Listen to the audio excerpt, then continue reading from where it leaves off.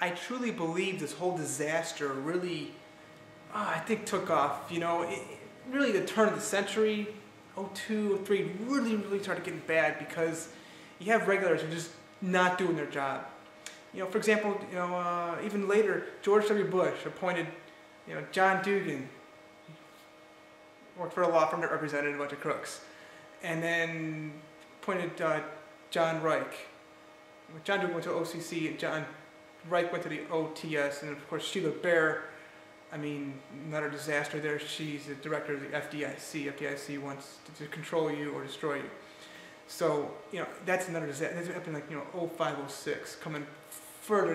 At one point, finally, the regulators might actually be able to enforce the law, but then, of course, you have Bush appointing a bunch of clueless and careless people.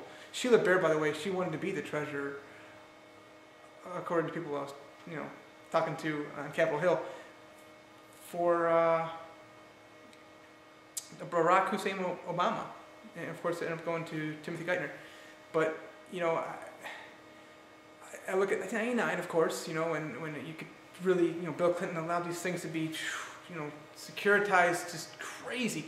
Which securitizing these loans is you're basically getting bonds and you're able to lend money to people through the banks. It is what it is. Of course, the Federal Reserve System plays a major role in this as well, but it's like, I personally, I'm thankful that, and we should be thankful that there was securitization. They got to be honest about it and what's happening in different roles with regard to fiduciary responsibility and all that.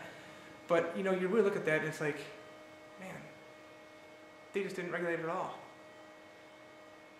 And it's important that you know who the actual regulators are. I'm still learning so much still, okay? United States Department of Justice, of course, US DOJ, that's the main Attorney General, and that's where prosecution should be happening, and they should have done this a long time ago. Federal Bureau of Investigation, they investigate crimes that happen across state lines or break, federal statutes. You have attorneys general all throughout America. Of course, you've got 50 of those. Each state has their own specific laws. Attorneys, the attorneys general representing their state, they literally need to enforce their own laws, banking. It really started with the federal government, though. I really believe that. Right at the turn of the century, and it really started imploding, And you got Fannie Mae and Freddie Mac just doing a ton more business. Bush. I supported Bush in 2004. I voted for him. I actually voted for Alan Keyes in 2008 when he ran for president. I wrote him in Ohio. He's the only man who actually stood for something. But Bush, you can remember this, okay? Interest rates at an all-time low. Home ownership's at an all-time high. And I was boasting about this. Do you know what we were saying? Fellow Bush supporters, do you realize what we were saying? And people say, oh, well, they shouldn't have qualified for those loans. Who was qualifying them for those loans? Just look. It was the banks. And who was giving the money to the banks? Fannie Mae and Freddie Mac, which are government-sponsored entities, your congressmen, your senator, the ones who, oversee those, And, you have these regulatory agencies, Housing and Urban Development, HUD, FHA, it was under Fair Housing Administration. Just HUD's a disaster. I remember, I've met people who work at Fannie Mae and just, I don't know, they don't really care, Office of the Comptroller of the Currency, Office of Thrift Supervision, they're both under the Department of the Treasury, and I guess OCC has done a good job, but still, there's talk that OTS might be wiped out by Congress.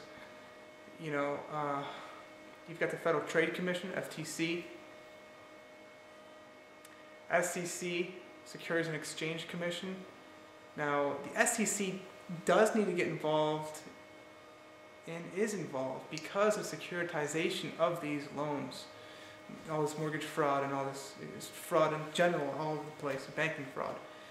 So, they also have an issue of exchange. Securities and Exchange Commission. They're dealing with exchange, and well, they kind of have to be involved.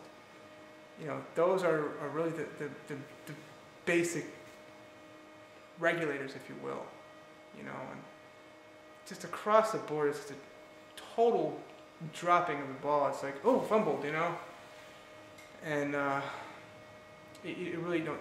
The OTS, OCC, their directors each are on the board of the FDIC, and they're right in there. And FDIC, of course, I mean, it's just absolute disaster over there. Obviously, they're just taking in banks left and right, mostly smaller ones, because they're trying to preserve the big ones, because they're just too big to fail, trying to preserve everything and just try to hold up this financial system that they think they have, you know? So you have to blame these regulators. And then, of course, prosecutors all throughout the country.